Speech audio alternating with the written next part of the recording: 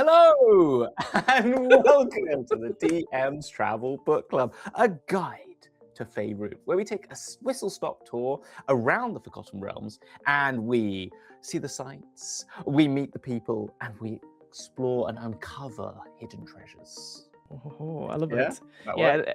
I think yeah, of course it works, Hamilton. It's a nice introduction, but also I like it because it feels very grand and majestic, just like the land we're about to go to. Exactly. Well, we have had a bit of a torturous journey, I think, because we've started off.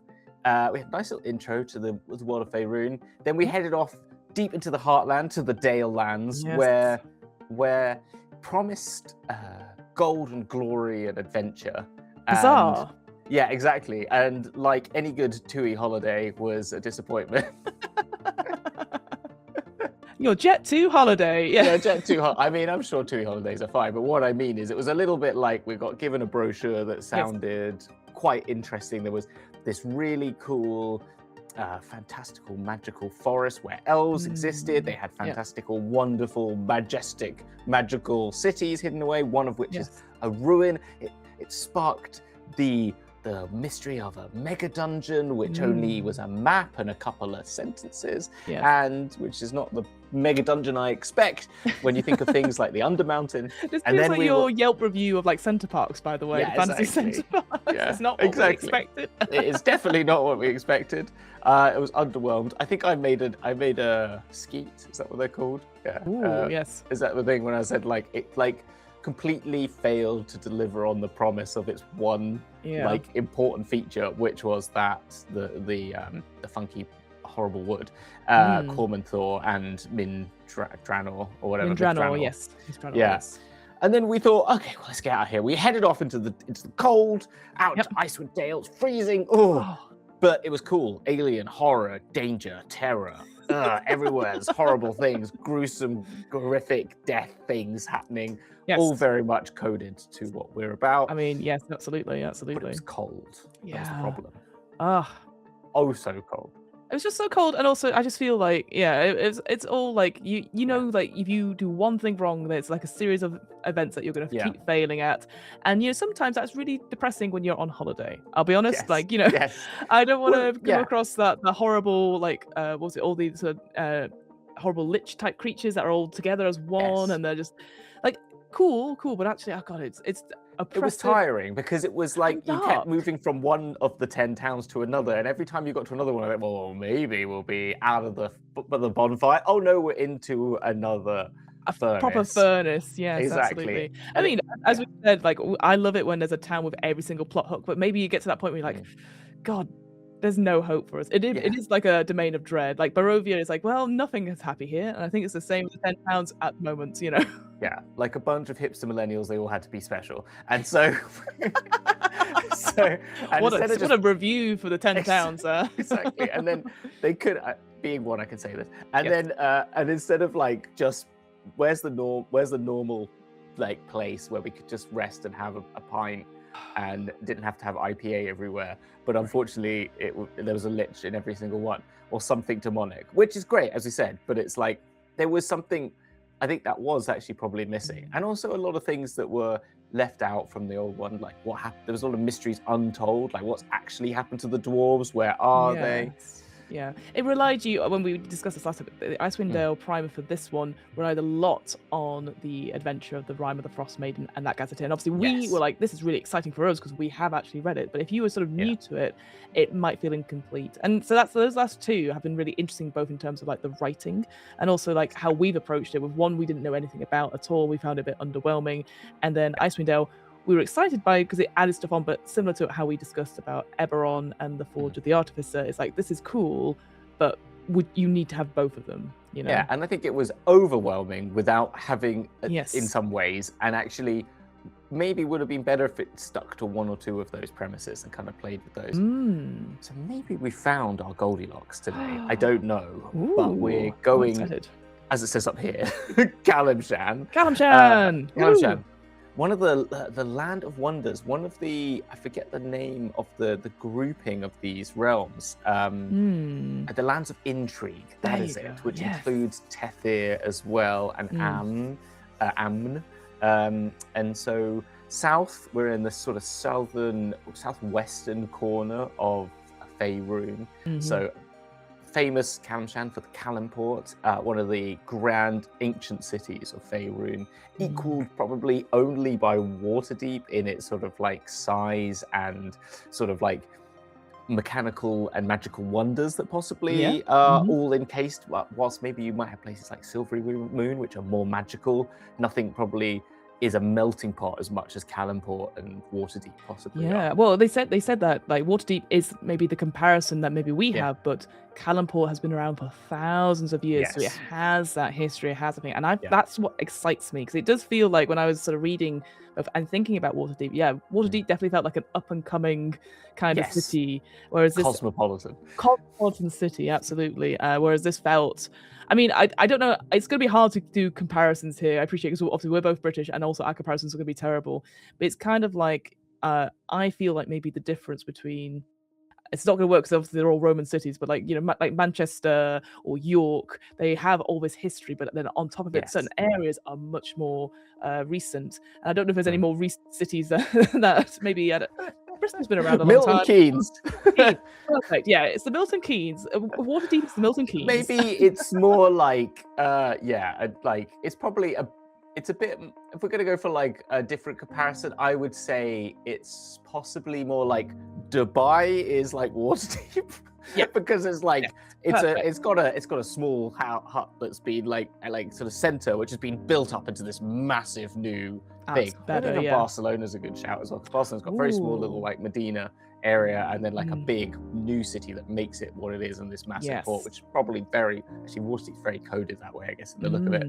And then whilst this Calimshan is the more ancient Rome, Marrakesh,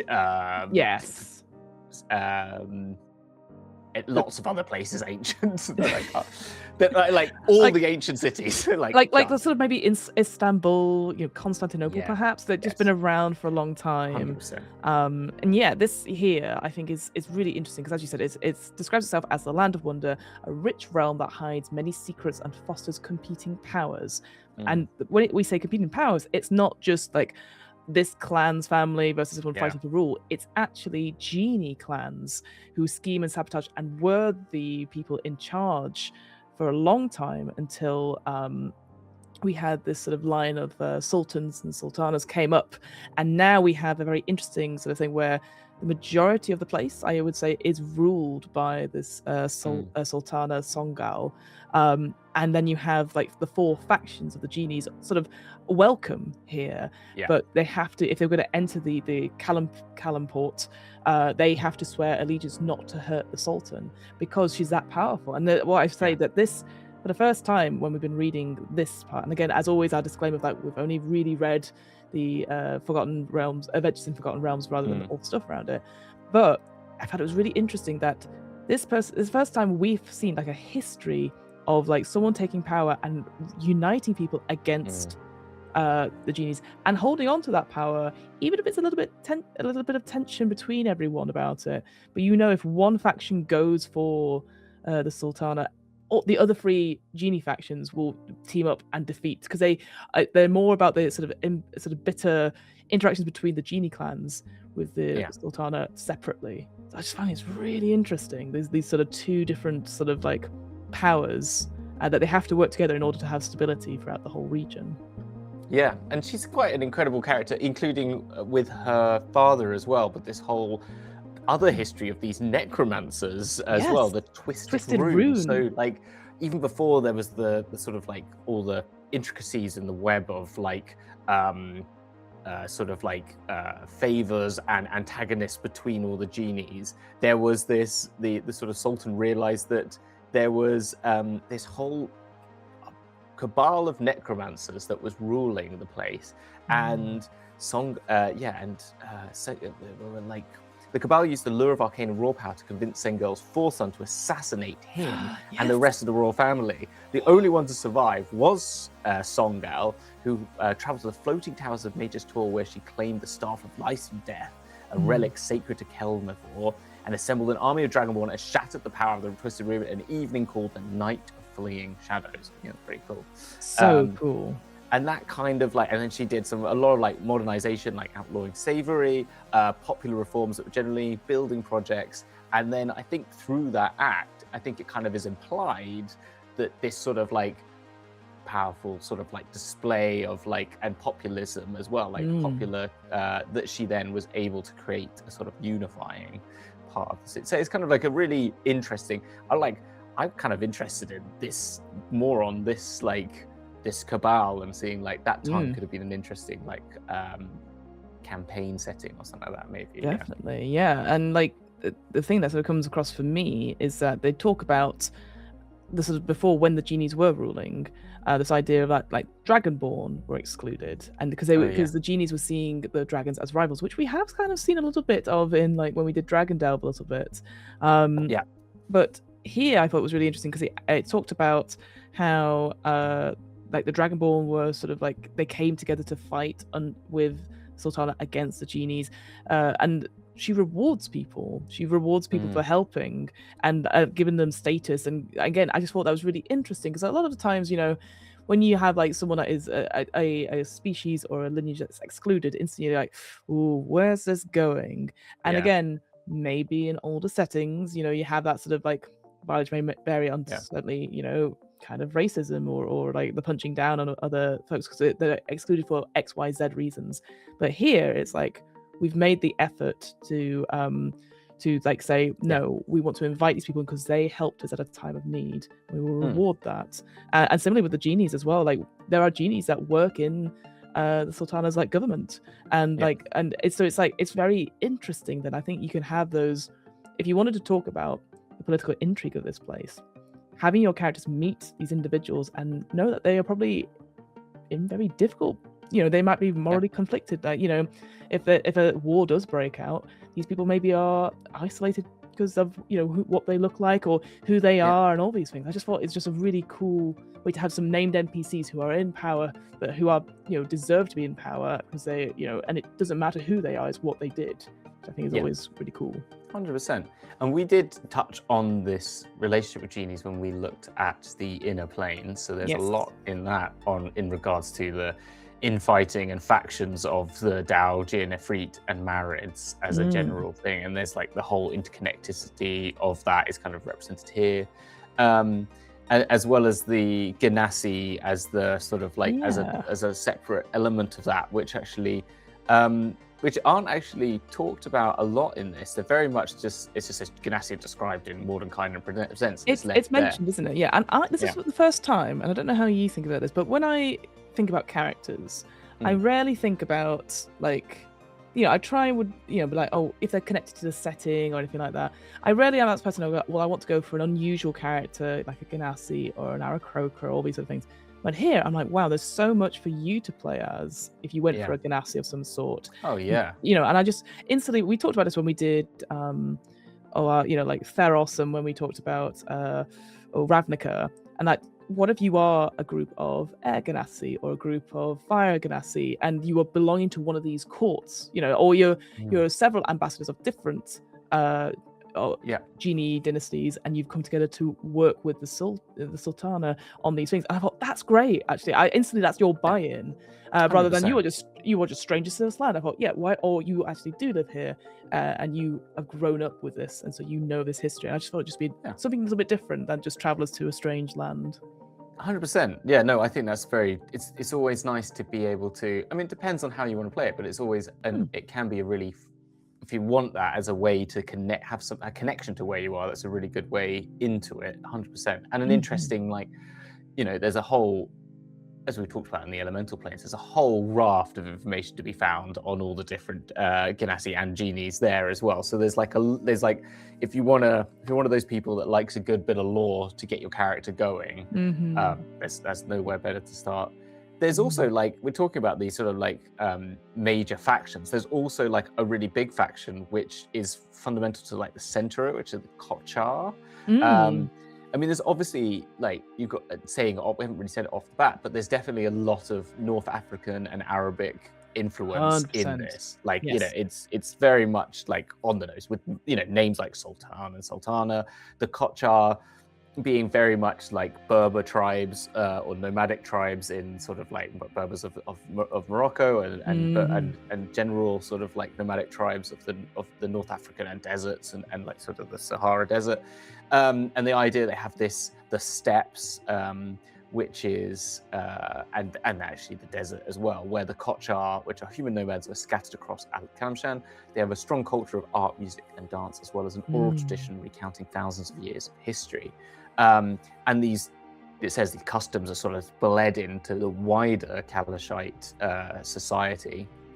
And then, like the Berber, they know the oasis, they know the desert, they know the area, so they are very much aware of, you know, they move around in the tents and in caravans, and they will trace the paths that they've known for ancient years. Like I remember going into the desert when I was in Morocco, and that being sort of said, like, you're just, how do you know where you're going? I don't know how you know where you're going, but you know where you're going. It's amazing. And it's because of, you know, it's like I read that, there's a really good Robert McFarlane book about the lost senses or something like that, or the old ways. And it's about ancient humans in like Northern Europe and how like we've lost the reading of natural language to know sort of things. And he'd like spend a lot of time trying to learn about these things, about like how we could tell which way it was north just by seeing the way the trees are bent, because they would bend more to the southwest winds, and then you would be able to read just by, without even thinking, is the kind of the point, as in like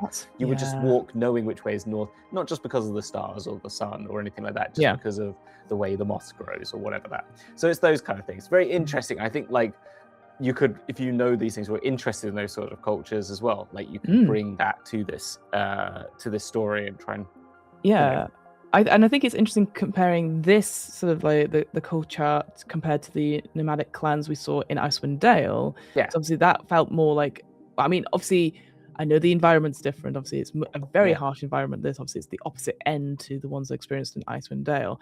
But here, it felt like, whereas maybe they're more aggressive in Icewind Dale because of, you know, we're fighting for survival, but we don't care about the 10 towns. Here, like there's an unease about the government. You know, about the Sultana, but you know, they appreciate the stability that it gives. And I just thought this line was really interesting, is as each year the tribes gather in temporary tent cities to trade, share tales, engage in ceremonies, and set prices before venturing into the cities to sell their wares. I thought, what a cool image you have about, like, you know, and all these, again, if you wanted to play someone who was a part of this culture, obviously sensitively, obviously, but the idea of coming together and meeting the team for the first time, because it's like, oh, you're from that particular culture, let's talk about stuff, what have you seen? And like, I just think it's just a really cool image I see, as you know, all these tents outside, but you know, it disperses after a few days as they get ready to go in, and it's almost like that pre-meeting before you go and sell your wares to the you know, Dragon's Den or whatever, you know. I just thought it was just a really interesting, and they had this, and I will say this entry out of the ones we've read so far, not only does it have key terms, which we've not had for a little while.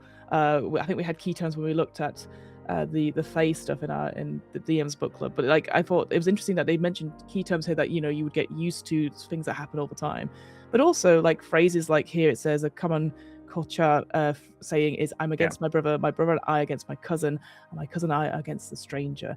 And I just, anything like that, there's always sort of mottos and phrases. There's one earlier which is like, I think is it the fools fall hardest but the wise stand up again.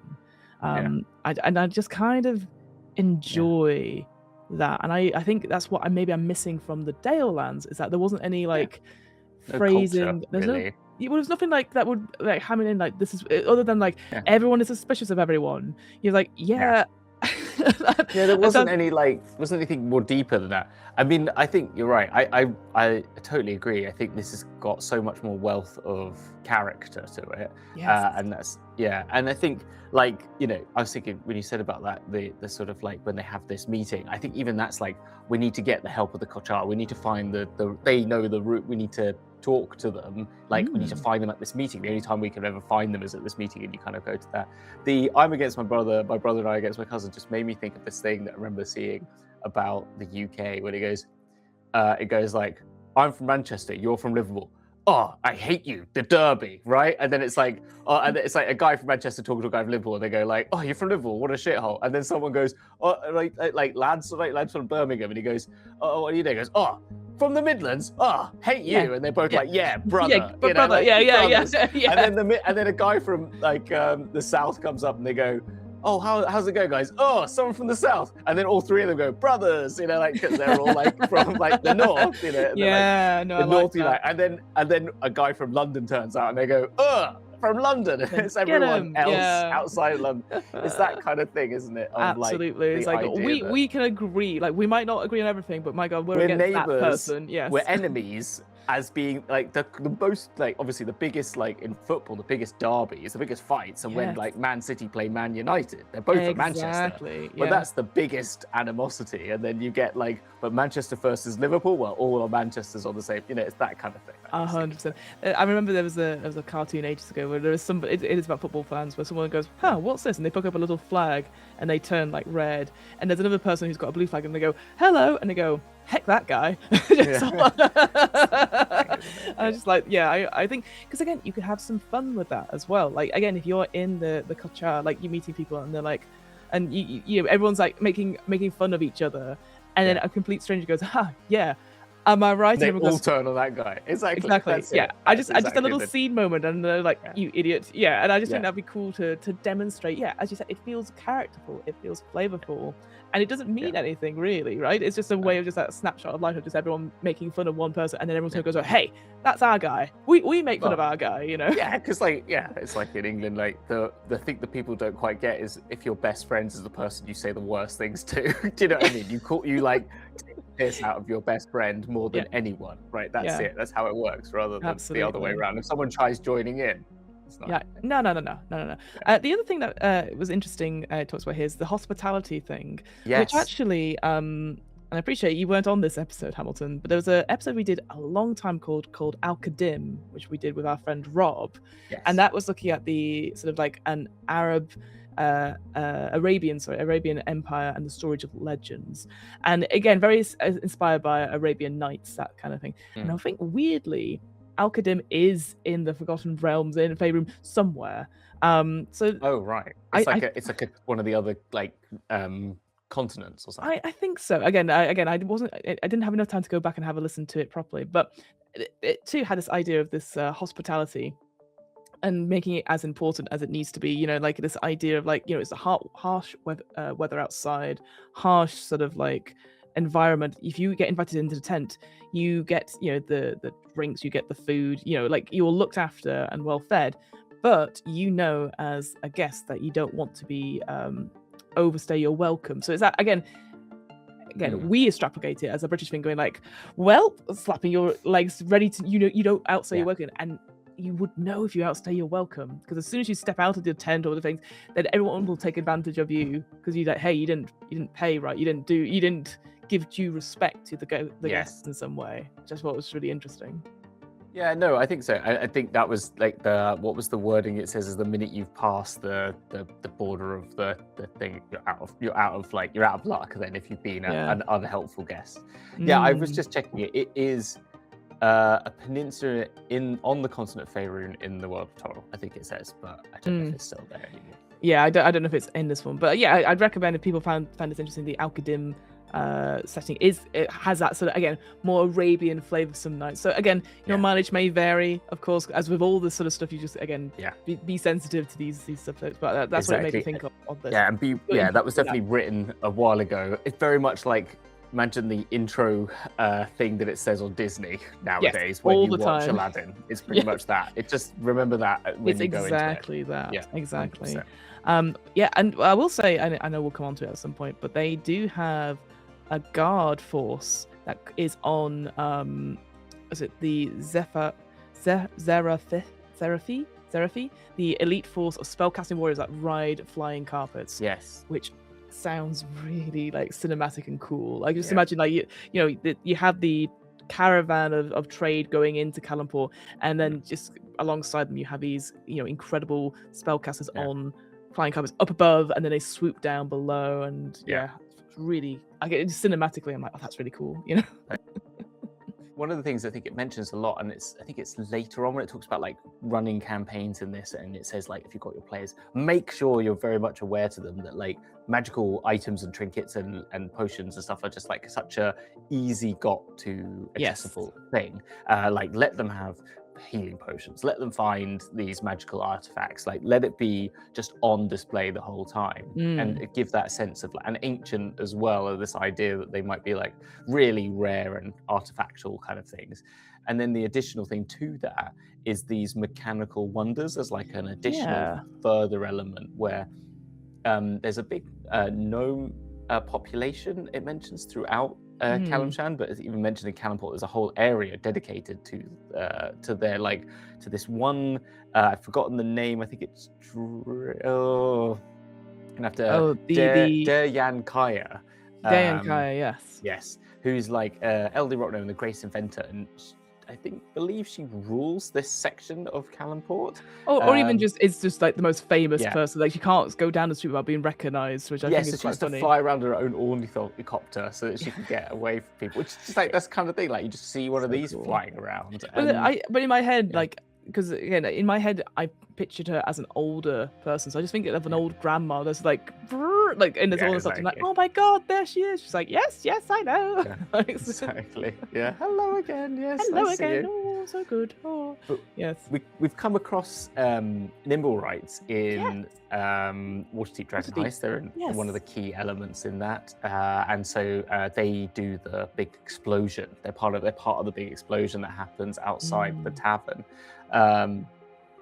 So that's something that like come across. And there's also the other thing is there's a bit here where Volo turns up later on in it, and I think it's Volo, and he mentions that he wants people. It's definitely Volo, but I can't remember whereabouts it was. And he goes, "I was looking for people to come on my submersible with me," and he just pops up, and that turns up in Waterdeep Dragon Heist because you get to borrow Volo's submersible. Yes, I remember now. Yeah, because I was trying to make that connection because I was like, I know we've talked about Nimblewrights before, and I had to look back and go on the wiki, and I did a little bit, and I was like, yes, a Nimblewright turns up there. So this is I was thinking to myself, if again, obviously the Waterdeep Dragon Heist doesn't need any more stuff in it than it already does, but I thought, what a cool way to be like, well, it's got a maker's mark. Maybe we should. I can send you to Calimshan, and you can find out exactly more about this Nimblewright that you found, and then you go there and you see these mechanical wonders, which I think in itself is a really interesting concept because it's a mixture of like having these automated creatures that aren't Warforged, like they're not sentient. They are just sort of they are just like automatons or sort of robotic individuals that do these tasks.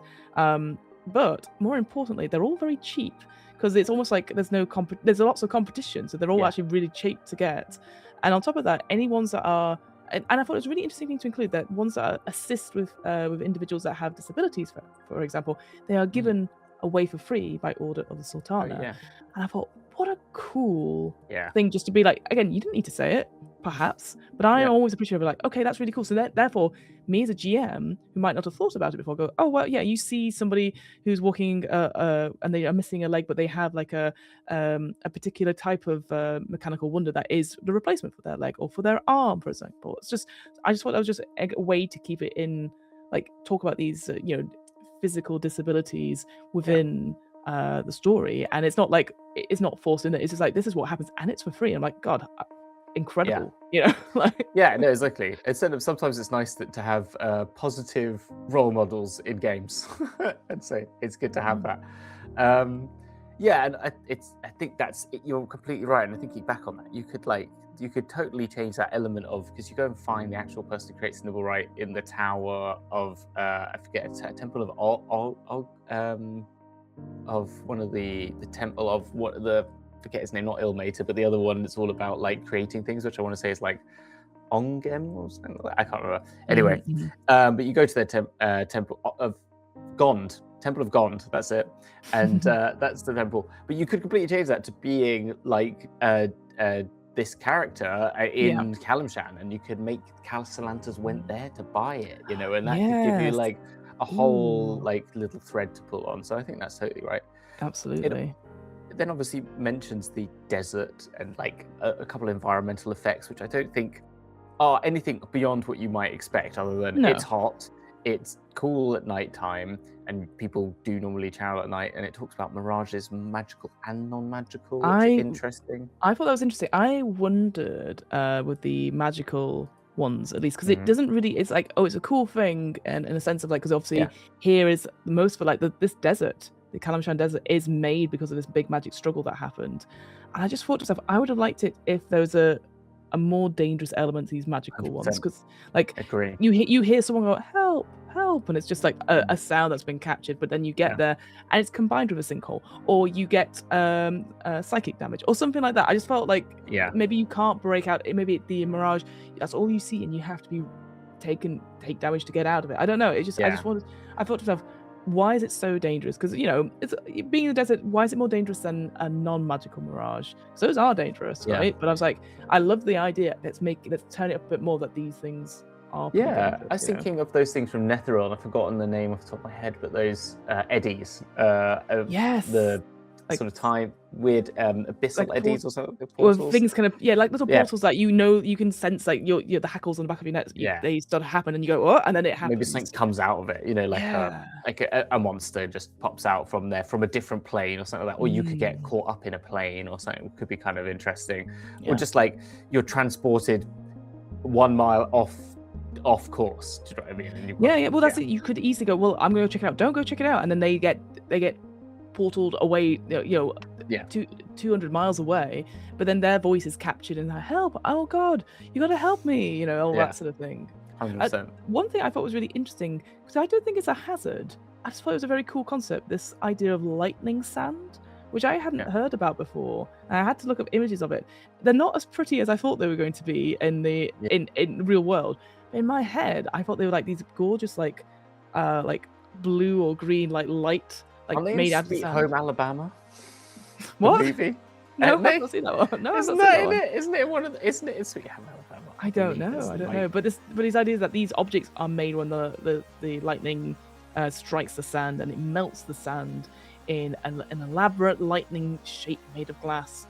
And of course, these get unearthed by explorers and treasure hunters, and then you sell them for great prices. You grade these, and I was just there like, ooh, it's not a hazard, because obviously you could get struck by lightning, I guess. Maybe that's it, like you're chasing these lightning storms trying to find these bits of glass. But maybe really what the hazard is that there's other several treasure hunters are trying to fight you for the best glass, and maybe they're raiding on your party perhaps or something.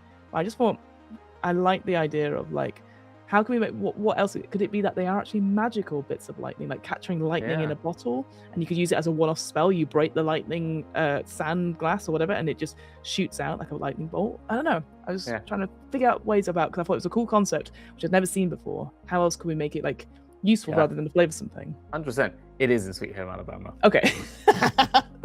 And the one in Sweet Home Alabama looks really pretty, and supposedly they don't really look like that. You have to kind of like shape them to be that, but you can get them to be closer to that. And some of them look like lungs or tree roots and stuff like that. It's quite cool.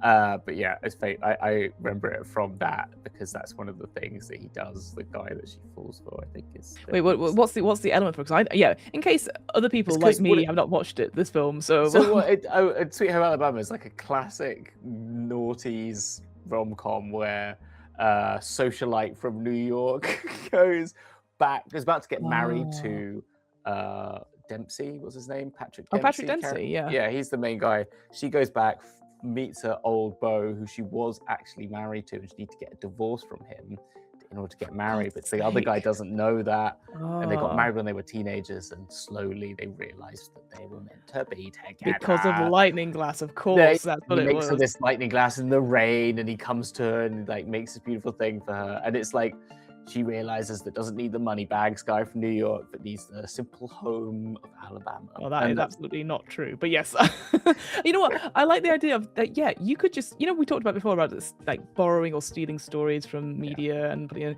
What if you just replay Sweet Home Alabama in Calimshan, and you have someone from Calimport has to go to one of these other places in Calimshan, and you have to take her there, and then she realizes that that's all I need. It's all about lightning glass or something like that. I don't know, but I just like the idea, like ripping off a naughties movie with the script for it. There you go. That's one for free, everyone. People. There's something you can do with your spare time. 100%. Something you can do in your spare time. So yeah, the gazetteer itself, there's 2 gazetteers as usual. You have the sort of bigger Calimshan one, which is divided into sort of 5 geographical regions. So the northern border, we have the Calim Desert, Central Steppes, the southern coast, and the forest and mountains. They're not like I have a bone to pick with D&D Beyond. Is that it puts the map for the gazetteer on the page, the section beforehand. So every time you want to go and find it, you have to go back to the page before, scroll to the bottom, then see the map for whichever one. So like Calimshan is in the desert page, and then the Kalimport is at the bottom of Calimshan. It really annoys me because it's I've had that too, because it had it with some of the genie palaces, right? That was up high up, and I was like, oh, where is it? And it turns out that kind of image, it's not really necessary, but it was kind of more useful for one of the adventures. I think someone's just copied and pasted this and hasn't gone through and checked it on D&D Beyond, because I had the same thing. I was like, why are all these maps not in the right places? I bet the map in the book is above the title, and therefore what they've done is they've searched for title and start new chapter at title, and not realize that that means that the page break is after the map, which is annoying. It's really frustrating. Because I had the same thing. So I appreciate this is a nitpick for people who are using it on D&D Beyond, for those people listening. But I think it's true. Like, again, it's that sort of accessibility thing where you're like, well, I need to look at the map. And the map, again, is this. It's very similar to the one we saw in the Dale Lands. It is. I find it really hard to read. Like where. Like it's a little bit better because maybe it's smaller than the Dale Lands, perhaps. But I do find it difficult to see things through. I think that the writing's a bit too small, and I think it's very much like a classic map, like a map of an area. But I think to a certain extent, it could be more like there was really great ones that we had in the Planescape book that were really, really good, and they had a lot of detail. They were and also the Dragonlance ones I remember particularly being really good. Oh yeah, the little big the battle maps for them. Yeah, really. Yeah, so I think there is possible. And I still feel that the trees look like they're inside out. Yeah, they really do. Yeah, if you look at it. But I think what's interesting to note is that the Calim Desert covers, it says, approximately 1/3 of this place. And in order to get to Kalimport, you have to go on this trade way. That's the easiest route from it. So you have to get across the desert. Obviously, there are, you could always go around. That means like going through the Forest of Mir or even through the Marching Mountains, which might take forever. So I kind of like, this is, I think it's interesting, is that you can see the trade route because it's this big red line, which is always useful to have. But along the coast, there's a place called the Coastal Road. And I think this is the bit, because that's the one that goes around. That's it. What I thought was interesting about this one in the little description it talked about was that it had like little beacons or like little towers throughout, which had this little blue light on it, which made me think of the times when if you're driving home at night in maybe a flat area and you see like pylons or high enough structures that have lights on to stop aircraft. And I just thought you could follow it along, like in the dead of night there's these blue beacons, but then 1 or 2 of these beacons are broken or submerged by the sand. You've also got this coastal, because it's on the coast, right? So you've got cliffs, so it is equally dangerous. But I think the biggest danger, Hamilton, and I think you'll agree with this, is the toll collectors and the taxes that are along this. So you can't avoid them because they can see you coming from a mile. So either you do the trade way, dangerous desert, and get attacked by dragons or lightning storms, or you have to go the long way around and get taxed for it. It's horrible. Or get in a boat. Or get in a boat all the way around to Kalimport. All the way around. Yeah, exactly. I know or you could go on a river thing and then get to the mountains, cross the mountains. Maybe that's another alternative. But it is an interest. It's really, again, it's giving that character to all the things. Like the 2 ways you go. Like it's a question you're going to have. We need to get from Memnon to Kalimport.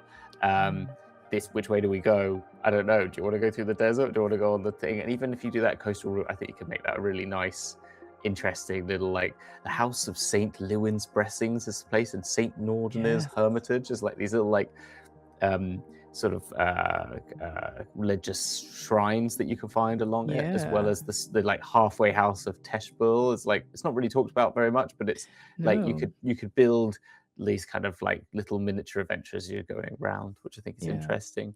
I think I was going to say the gazetteer itself has obviously the little big names and stuff like. There's not much to them. They try their best, but there is stuff where I'm like, I wish I had more on it. Like the one that comes, like, I mean, this is more of a general sort of moving one, but I'm going to pronounce their name wrong. Ro Laurie's traveling bazaar. This idea of having like a djinns traveling around with other djinns on a caravan of magical elephants, which I think is just, again, such a cool image. But like, there's not much more about it. Like, why are they traveling? What are they falling out with the other djinn? Because djinns are kind of quote unquote like sort of good individuals. So I'm like going like, oh, that'd be really interesting. And there's little bits on the individual like genie cities, so like Bur and Bur, married, but I feel like there's just not enough. There's enough to be like, oh, it's the reason it's like Bur and Bur, for example, it's in the sky. There's cloud pavilions. You only creatures that can fly can get in. They cherish rare goods from the land away. We have the where is it? Is it the Marin Saya? No, I don't think that's. Oh no, it is. It is a city found by moonlight, a city whose vaults are filled with the spoils of countless shipwrecks. So cool, so interesting. And I'm there going, I want to know more. But like, not just and they do. To be fair, there is more like it's ruled by this noble or this council of elders. Blah blah blah. I'm like, other than this one, the Maran Saya, where the current ruler is the Sultan of the Undersea. He's the one that's keen to find this crystal, which is at the heart of this discussion. Everyone else is kind of like, well, that'd be nice, but it's, you know, I wish there was like, similar we had it before, where we had factions who were like, well, I don't like this guy because of this. We ally with this person, and I wish we had more of that intrigue with the different genie factions, and have more of a motivation for why all of them might want this particular crystal, which we'll talk about in a second. I agree. I feel like, and it depends on like where they go next with this, but because like part of me like, okay, this is a primer, and maybe we're expecting more to come in the future. Maybe, Calimshan, potentially. But like, if it was me, I would have said like, take like one of the main cities or main spots in each of these places, or at least the genie spots, and just flesh them out as much as they will do with Kalimport, rather than give me 3 or 1 to 3 paragraphs of all of these places. Just keep a generic paragraph about the whole place, which mentions in like 3 paragraphs all of the spaces, like, and these are the things you can go to, and then do a bigger chunk on 1 or 2 from each of them, because I think like, you know, it feels a little bit, as you said, like it's like, as you said, Bur and Bur, which is the Djinn city, the cloud pavilions, really fantastic. I love a piece of art from there. The fact they cherish things like Scrimshaw, which we're talking about, Icewind Dale, and they've got like entertainment, and they're all about their hospitality. This is a really interesting place. And then the other side of the coin, when you go to, I'm forgetting the name of the Gosvakar, which emulates the city of brass, which is a place which is so hot, so you cool. can't exist. And these, and it's beautifully like illustrated in other books. So you think like, what a really cool. And I think, you know, the city is protected by powerful illusions and genie's magic. Most travelers pass within a hand's breadth of its walls and never know it's there. So like, what a cool little thing! Like it shimmers out of existence or into existence when you're there. And it's all about like the city of brass is famed for like crafting of metalwork and stuff like that. So this similar idea that it's like hot, middle of a desert, and people working at forge fires as well. Like this crazy idea, but they've built people like literally on fire. Like, I mean, what an incredible sight. Well, what's interesting about that place, and all about the Ifrit as well, they encourage the use of fire magic amongst non-genies and will gladly trade magical items to others, particularly those not wise enough to wield such items safely. I love that. I love that because, you know, again, we know that we as players and GMs, like, you know, alignment stuff, but I just like the idea that, you know, they're like, we are here to we're taking advantage of the vulnerable, and also people who are not worldly wise. So I can imagine that you end up at this place and someone's trying to sell you, I don't know, fire pebbles. And you're like, yeah, go on, or what's it, like a necklace or a bracelet of like fireball, whatever. And you're like, no worries. But they sell it to you, and you have to like see through their deception, or that your guide comes over and goes, hey, no, go away. Like, you can imagine those. You know, you've been outside the Eiffel Tower. People come up and try and put like bracelets on you, and then you have to owe them money. That's the kind of vibe I'm thinking. These sort of tourist trap kind of people. It's all 100%. About fire. I think that just would be really interesting to see. 100%. And I think when you there's like, and I think it does start again with other ones. Like you get Keltar, and it talks about the tanneries and having been to tanneries and visited them, worked on a project on a tannery, for example. Even further, they smell. They are very stink. smelly Yes, because it's all wee. It's all wee. That's all it is. It's all. There's a lot of urine because that's how you like strip them. You know, that's how you tan like the leather. But incredible colors and like just that sort of idea that you think like, okay, well, this is like a burgeoning, you know, industrial city that's got this like particular thing and all this trade that's going to be occurring. So like the activity that'd be happening in that place sounds interesting. And then I think you get other places that I think like the Alm Raven. Yeah, Alm Raven. Is that's their shipyard for the navy and merchant vessels, and it's famous for silk, which is used to create the flying carpets and other magical textiles. So again, I just imagine, you know, you go to like the Weaver's Ward or something like that, and you have all these artisans, and they are, you know, maybe you're guests of the Sultana, maybe you are sent to go check out because there's been some rumors of things being stolen, and I can just imagine like dyes, so you know, like when people dye fabrics, and there's just that heat from all these pots on it, and people like washing through the fabrics and using this like natural spices or whatever to get these different threads. It feels very textile, tactile. I can already see it in my head. I just thought that's really interesting compared to what we know. You know, we don't do cotton industry anymore or anything like that. You know, it's all in these other places. Exactly. And then the creepy Arrhenius shape-shifting spider people, which are like... We've seen them before. They're in Spelljammer, aren't they? These folks. You think of Neogi. Oh, I am thinking of Neogi. I don't know if this is the same, but I don't believe. I feel like they're connected in some way, right? But I love these spider folk people. Because I believe they are. So that was what I was confused about, because when we talked about there was Neogi there, but I don't know if you remove Neogi because they have very bad connotations. Neogi. They're not very nice people at all. So I don't know if this is different or not. So I'm outside of my knowledge base. Sure, but an interesting thing, and we get into them later, where they built a city in a swamp where people say there's an ancient ruin, which everyone goes, there's no ancient, that what ancient ruin was a lie. So they went, well, we'll use the fact that people think this is a fake thing, gone down there and built a whole spider house in the spider swamp, which is kind of like a real obvious name, but whatever. And then Manshaka, which was like, everyone keeps getting assassinated.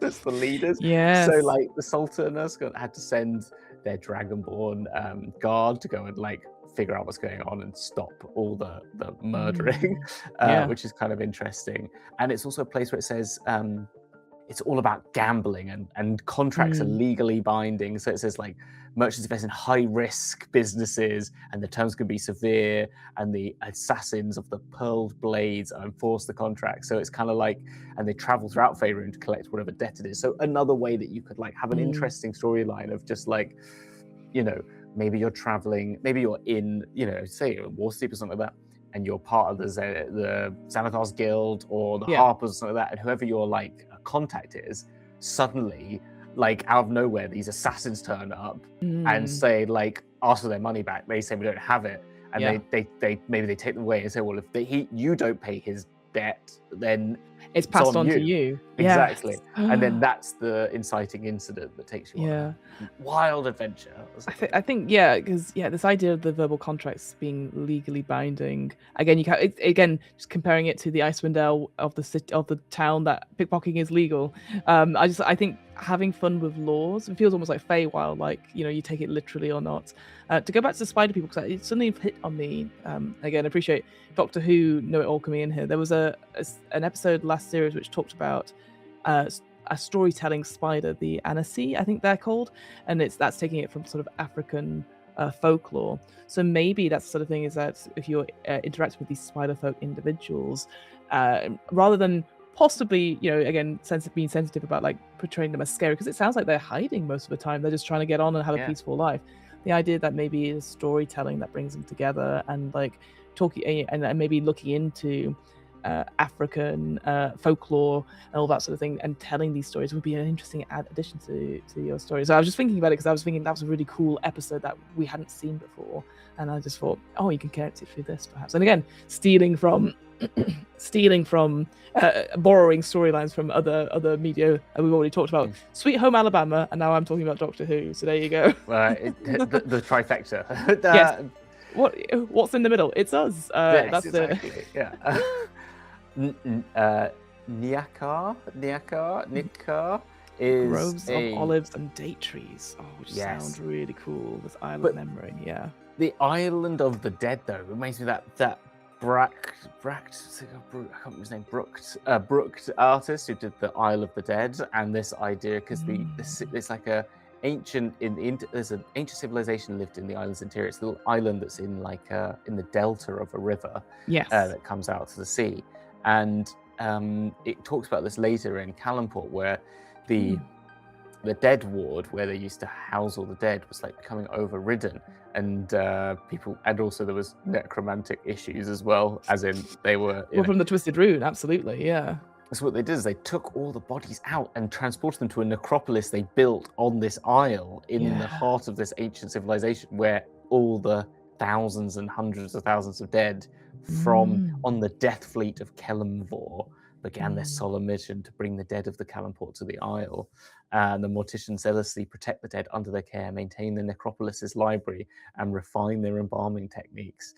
And it's like beautiful marble stonework, carved to depict scenes of death and the afterlife, including the gods in their homes across the outer planes. Below, endless tunnels are stacked high with the bones of Calashites, protected by traps, magic, and other hidden dangers. How interesting, right? Pretty cool. It's obviously very different to when we played through the mortuary, that sort of which felt more sort of procedural, like getting rid of bodies and stuff whereas here everything is treated, and I think it's treated with respect. And I wonder again, is there something to do with the water? Because obviously it's going around this isle, right? And usually in fairy stories, it's like the idea of running water, that certain creatures can't pass over running water. So I wondered maybe that's another reason. He's never really gone into much deeper detail about what, again, it's like we want to stop necromantic powers, but maybe in this part of the world, maybe the undead can't cross running water without help. So that if something was to happen, it's contained to that particular necropolis, the island perhaps. And I just thought that was just a really, again, I was trying to think of because why would you go here otherwise?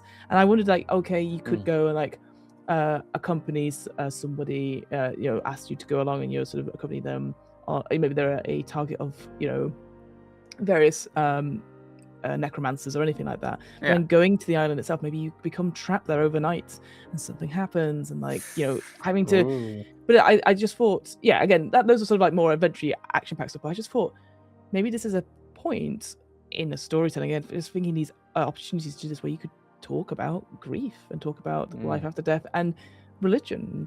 Again, your table may vary in obvious things, but I just thought stuff I hadn't really considered. In the Dale Lands and Icewind Dale, kind of didn't talk about what happened with, if somebody's body's there. Presumably it's left. The only talk about bodies was in the Dale Lands was the water, that lake, where they would send out the body there.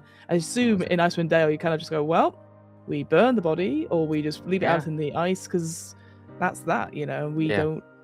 Again, because it's about the harshness of reality that we can't do anything with it. We have to just get rid of the body in some way, or just I don't know.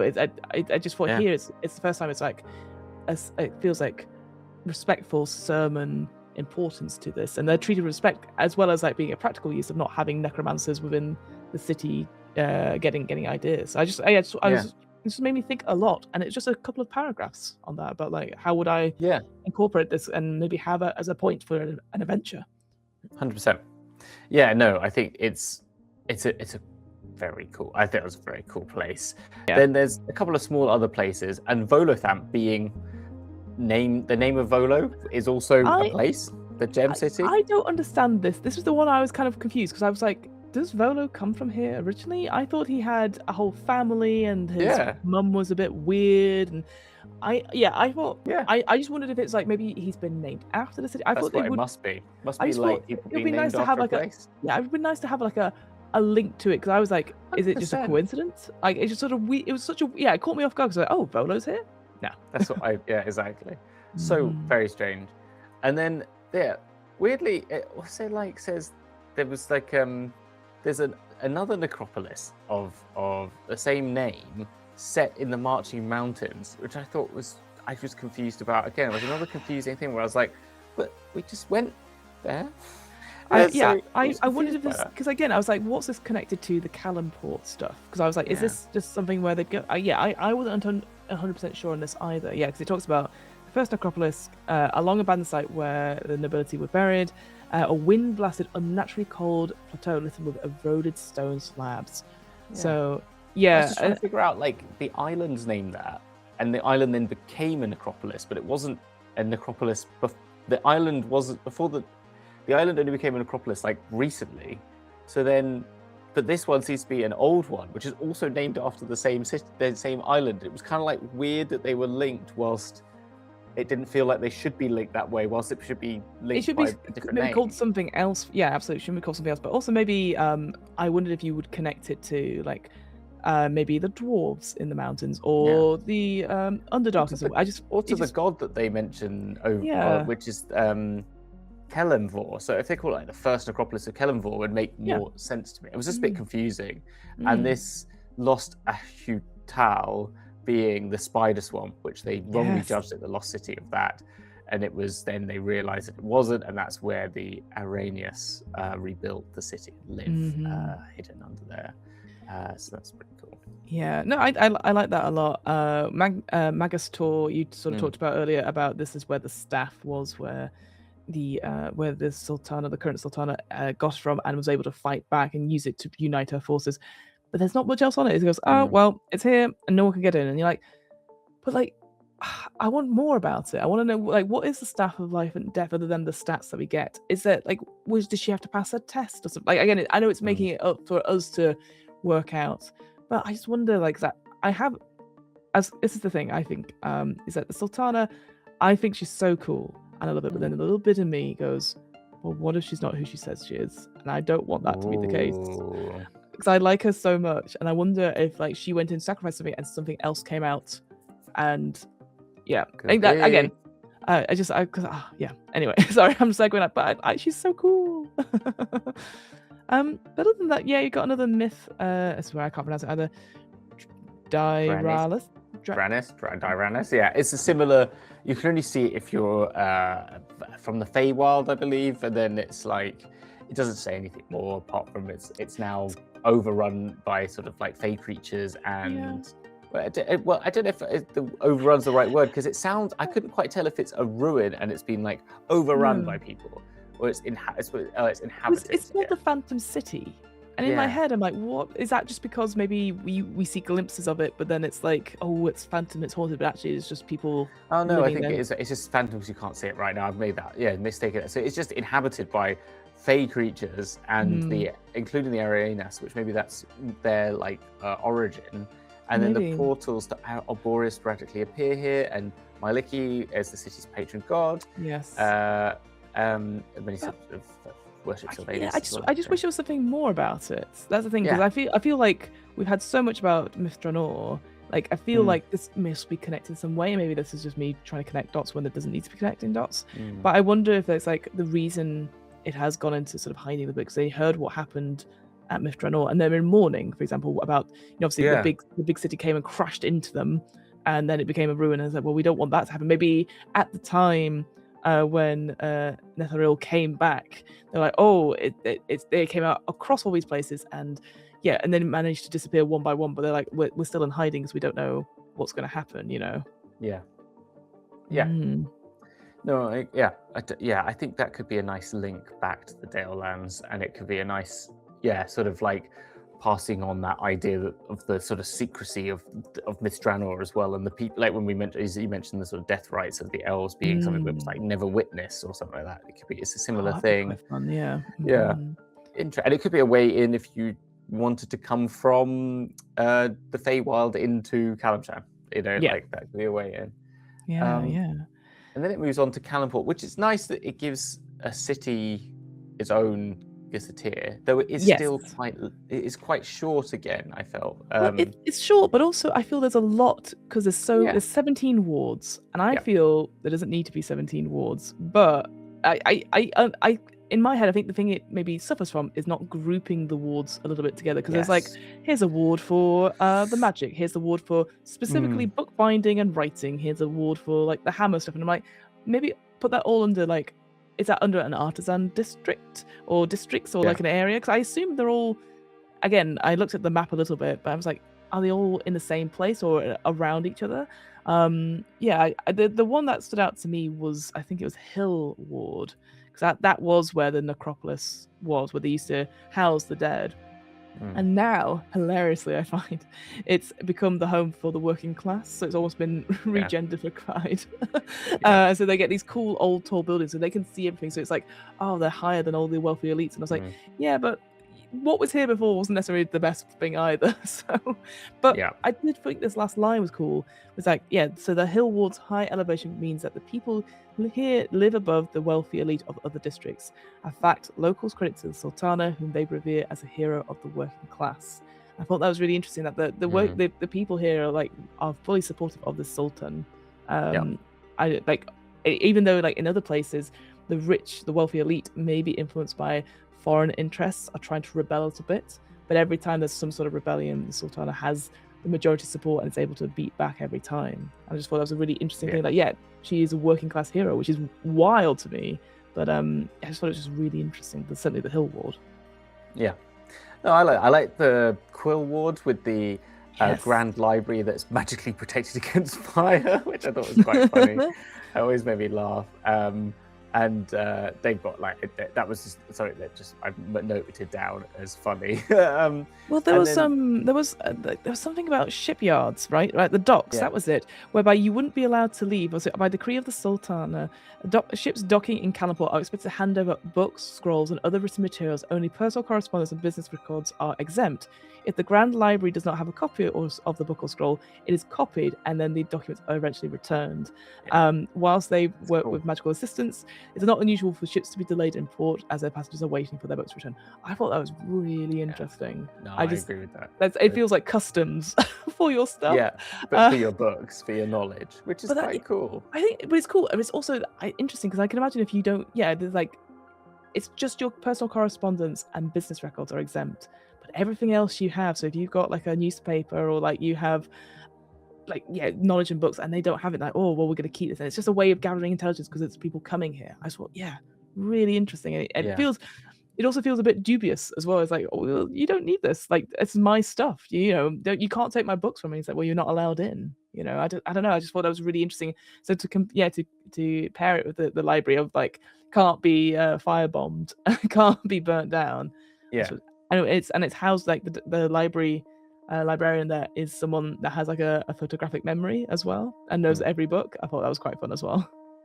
No, I like that. And I'm trying to find the other places that were there's the Fae turn up in the Wizard Ward, which has also got wizard spells, fights, wizard duels are happening all the time, which is quite cool.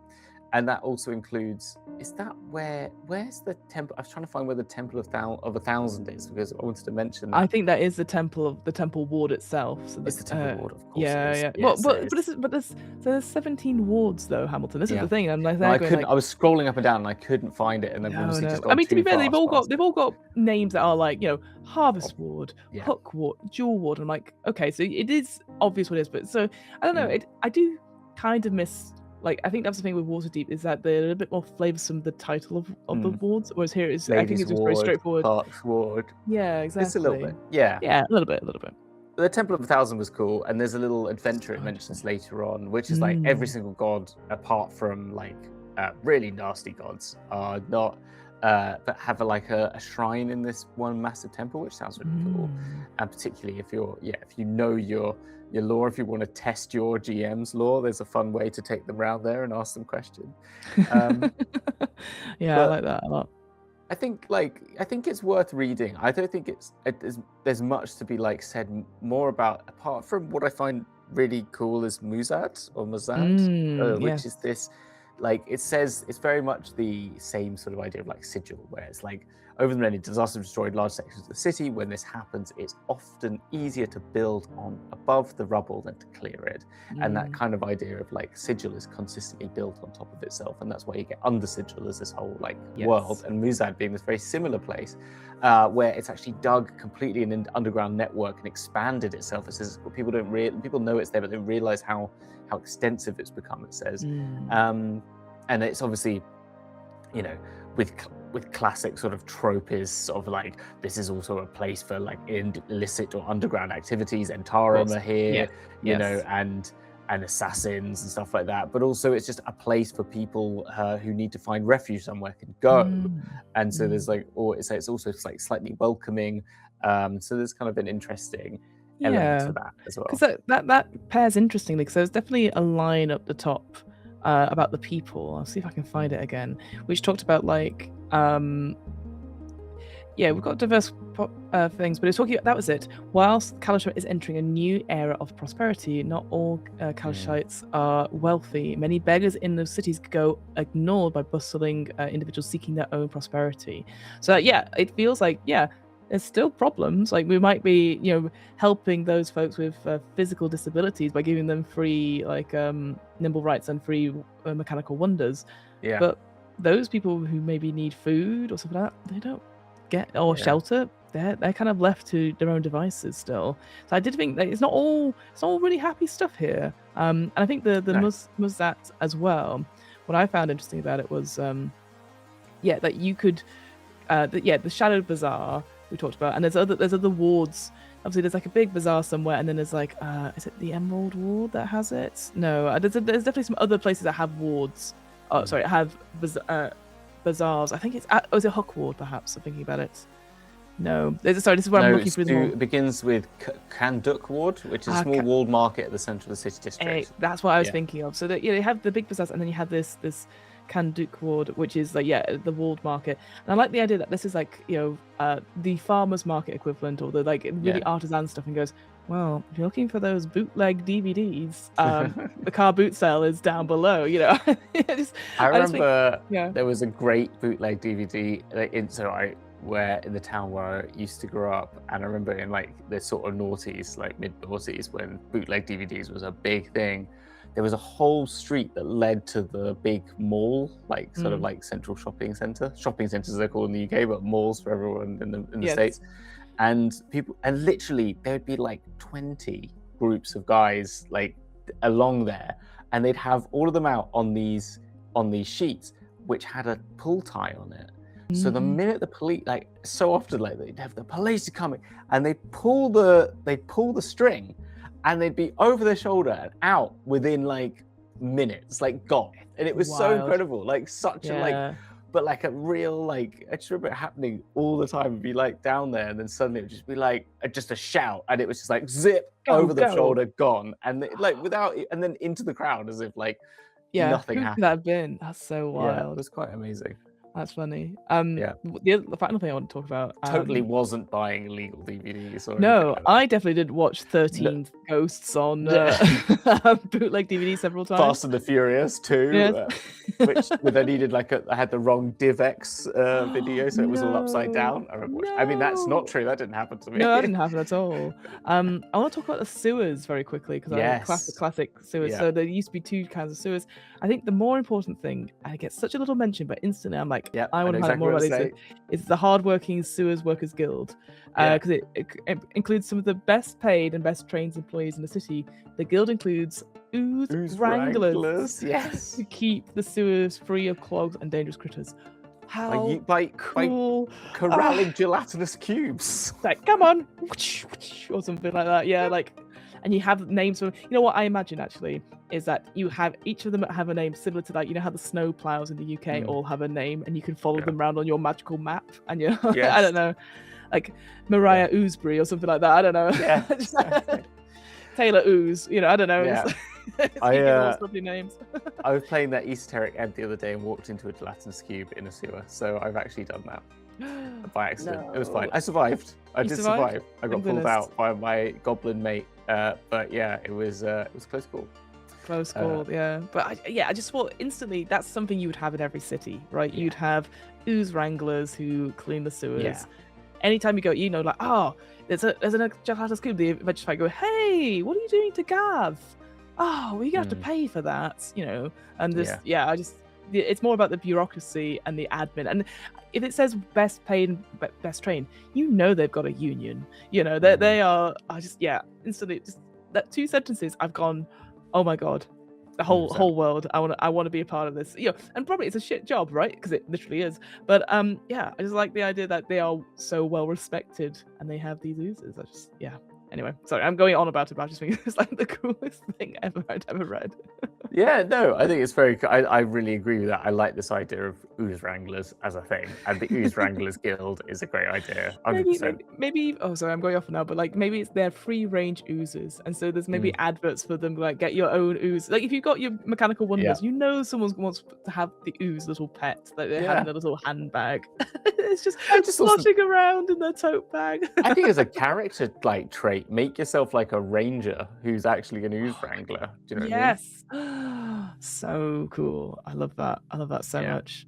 So this is the thing. I think just to come to this, so as we sort of circle towards the end of this chat, I think what is interesting about Calimshan, I didn't know anything much about it. I don't know about yourself before we started reading this, but we can have, it feels like how I felt about when we came to Eberron, and how you can have the city adventures in Shan or in Calimport, or you go outside and you experience the danger and the excitement of the world, because you have the desert, you have the urban stuff in Calimport, and then you have this interesting political stuff with the genies, which can go to the different planes as well.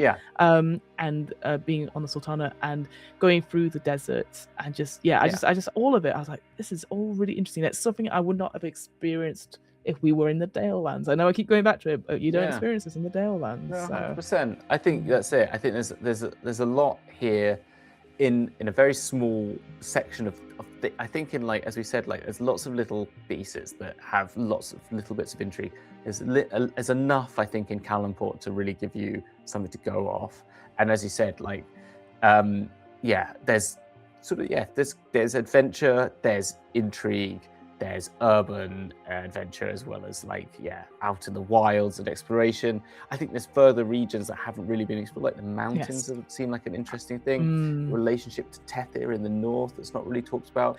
I think also the trade on the seas to Am and Warsteep, the fact that, like, this, I think, is mentioned the port, but I think, like, it's very much talking about markets of being things that are here, but I think also the fact that the world comes to Calimport as well, I think is kind of interesting, can be sort of explored a little bit further in, like, how that relates. But also having, like, these mechanical wonders. I know we're not gone into too much detail about what they can do, but, like, it basically talks about drones. Like, you send them a shopping list, they go and they get the shopping, like, it feels very modern, right? But then you know that they don't really exist outside of that, and I wonder if that's because, that's just a thing that this is a part of the culture that is very easy to. Maybe other towns are, like, they're built in such a way that they can't accommodate for these mechanical wonders.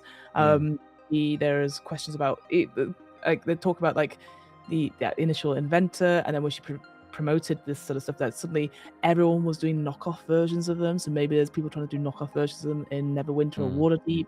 But ultimately, I feel like the thing that draws me most is this idea of I'm going to get the name wrong, the Calimshan crystal. Oh, yeah. And because I talked to you about this off recording, is that this crystal houses these 2 individual sort of genies that have been trapped in here, and that's how we created the desert, how the Sultana got this power, because she was able to defeat a lot of these things. I think a mixture of things. It's not just that. And so now the genies, if they find this crystal, if they're able to unleash it and use it, then they can take back the power. And just the description of this crystal, which I'll read out. It says, when viewed by a creature with true sight, this normal, beautiful diamond, which is a 60-sided sort of diamond, is a grotesque sight. Trapped within the gemstone is more than 100 genies, including the physical forms of Calim and Mennon. The genies scream and strain in agonized fury, pressing their belligerent faces against the walls of the crystal line of their crystal line prison. And I'm just there going like, that's a horrible thing to see, is one thing, but also it makes me question, are they again, you have that Aladdin thing of them being trapped inside something, and can they be freed? And is it something that you want to free? Like, are they in pain or something? Yeah. Are they bad people? I assume they are before anyone just shouts at me in the comments, but it's one of those things I'm like, damn, this could really be like in quandary, especially if you're playing Ganassi characters, you know? Yeah, 100%. I think, I think it's, when you mentioned it sounds like a fascinating thing and such an easy like plot hook. Also, a little bit annoyed that like everywhere's got a crystal that's a problem, but whatever, we'll get over that. It could be something else, perhaps. Yeah, no. It's just because like we just had the crescendo bond in the last. Oh, that's true. Yes, that's what I meant. But it's quite funny. I think it's really interesting. I think like I think my parting thing on this is I think people should definitely look at the artwork that's at the end of this, where it's got this edge of the city, the steps, these sort of like shards growing out of this, like, you know, of this sort of like tundra, like, you know, so not like ice tundra, but this sort of like wasteland that sits outside with a ruined building crashing into the side, and then in the clouds is this cloud city in the distance. It's kind of incredible, and it kind of, I think that Calimshan does, and even like beyond the idea that, you know, as like having been grown up in Western culture, that obviously, you know, there's like mysticism is all like layered on top of Eastern culture. So I think like ignoring that fact in sense of like you know, to say that I think what this does have is a magicalness that hasn't quite come up yet because what I mean by that more is the fact that there are cloud cities and there is this ultimate magical things. There are ornithopters in this picture. There are drones flying around. There's a scale to these buildings which we haven't seen yet. You know, we've seen a couple of wizard towers in the Dale Lands. We saw, you know, there was a couple. You know, Icewind Dale is small local communities. Biggest city is like 1,200 people, 1,500 people. Right. We're talking here of like a scale that is clearly fantastical. You know, we've got towers upon towers upon towers upon towers with huge expanses. The picture has this pathway of people trailing out in the caravan out into the desert underneath the arches of the steps that are growing over it. You know, it's a fantastical landscape that I think is the first time that Faerun has opened up its real high fantasy doors to us. 100%. Whilst before I don't think we've had that, and it doesn't even mention it, I think, which is kind of interesting because it doesn't say that this, you know, this is higher fantasy now. Faerun has more of that to offer, definitely, but it hasn't like it teased us with Miss Draenor before and didn't deliver. And I think because that could be similarly like Feywild, huge mega dungeon of ancient ruins, really cool. But this is on another level as well, and I think that's what's kind of I enjoyed about it as well. I feel like we both feel more excited about it. I think and maybe it's because of our lack of experience as well. Like we've never really run adventures that are desert themed or something, but I just felt like, oh, this feels exciting and just something I've not. Like, I know maybe people are like, oh, but it's just like Dune. It's like this. It's like Lawrence of Arabia. And I'm like, I don't think it is, though. I think it's got elements, but like, I think it just, the way it pairs them together, I go, oh, this makes a lot more sense rather than just sticking bolts on like a medieval castle also in the desert. That, you know, that's, exactly. And I think that, and I don't know if this is the right way to put it about D&D, but I do think that like, I think that D&D became a very high fantasy game, and I think that something that it's trying to do sometimes, I think, is like, you know, there's lots of other games coming out that are doing other things better. You know, like can do your horror really well, and I think D&D is great and versatile at doing all these things, and it should be offering itself up to all these stories. But I do feel like sometimes D&D has not a duty, but like a particular like. Some way in that it part of its like MO is the fantastical as well, and high fantasy. And I think yes, it should do the Strahds. It should, but then again, it should be Strahd sometimes. You know, it should be big, towering, over the top Gothic cathedrals, otherworldly things that are over the top high fantasy. sometimes when it's like, and I think it's great that it did do like the alien horror and sort of like Yes, these we've got things that that were covered. in Yeah. Icewind Dale. I just think that sometimes it's like, yeah, but there are lots of games that do that actually, Yes. and sometimes it's D&D has like this thing that it can do, which is like, yeah, but we do big over the top crazy things as well. You know what I mean? I do like the image of like maybe you are fighting you that wizard spell thing, but you're on magical flying carpets and you're going through the bazaar and you're having this chase sequence. And I think it can do well. And I know there are other games out there that can do this this setting as well. But instantly I'm going. I feel excited again, which is very rare. I think when we talk about the indie stuff. So. I think so. That's it. Yeah, I think that's what. Okay, and I think that's what I love about Planescape, because that's really fantastical, like ultimately fantastical. You know, it's beyond, and it's kind of fun. But there you go. Well, there you go. I guess we'll pack up our magic carpets. We'll get a little trinkets. As terrible tourists we are, we have to get it back over the border, and hopefully no one's gonna no one's gonna question us on the tradeway or raid our caravans. Get all our books back. You know, that's the thing. We pick up our books. You're right. We have to bloody wait till all of our books back. I hope they don't read. Well, they don't. Maybe they'll read my diary after all this. The personal correspondence. That doesn't necessarily include. Oh, maybe there's a whole list of like things that are excluded. I think personal correspondence would include your diary. I don't think they're going to take that. I think they probably would go, nah, it's not even that interesting. They're like, we're not copying this. Keep that away. You keep that away. But Fiona, where are we? Once we've got our books back from the library and we've packed all our bags again. Yeah. What do I need to take? Do I want to keep the shorts and t-shirt that I'm wearing now, or do I need to put on some warmer weather? I think you might need like I don't know. I don't really know for this one because the weather comes back to almost like Dale Land. It's still islandy. Is it like I felt like where we're going needs a Mac, like a good Mac, like a good waterproof thing. It does feel like we're about to go to like I don't know what they're called now, but the islands off in Scotland essentially. Orkneys. The Orkneys, it does feel Orkneys-esque. Friends, the next episode, we are going to travel all the way to the Moonshae Isles, a realm of ancient magic, fierce storms, and bold heroes, where druids safeguard the land and fae lurk in every forest glen. Sounds great. Importantly, there are 7 major islands and over 100 smaller ones, and a variety of cultures that call these isles home. So very, very different to what could easily be another Dale Lands, I feel. I appreciate that's our yardstick for everything.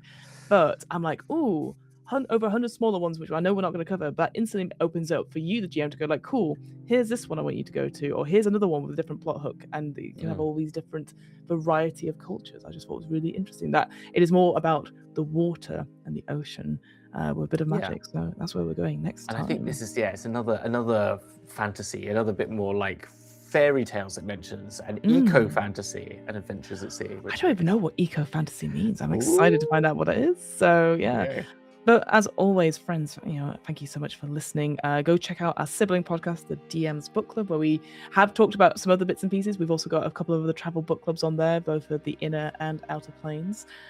Both myself and Hamilton's works are all in the show notes. And I think until then, we will see you in the Moonshae Isles. In the Moonshae Isles, that's what it was. We'll see you in the Moonshae Isles. Bye.